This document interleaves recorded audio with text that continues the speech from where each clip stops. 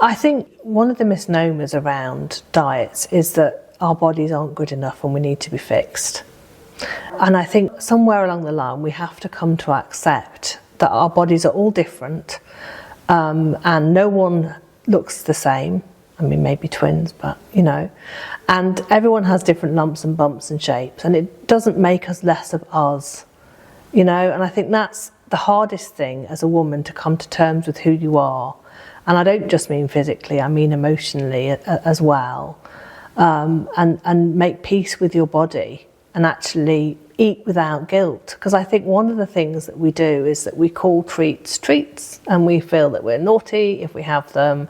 And the whole narrative around good food and good choices and bad choices that we hear, so many dieting clubs have a forbidden list, and they have a green list of things that you can eat as much as you like. Well, too much of anything is bad for you. So it's silly to kind of be dragged down this idea that some foods are bad and some foods are good. A little bit of what you fancy does you good, my nan used to say, and I think that's true.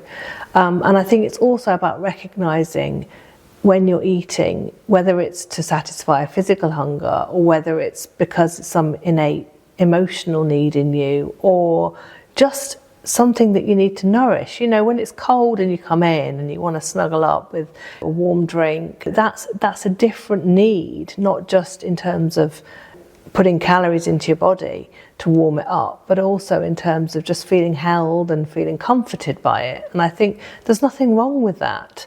But we talk about comfort eating, don't we, as if it's, comfort pudding, like something that we shouldn't have, but we're somehow going against the grain by having it. But we've got to justify that, and I think that's really sad.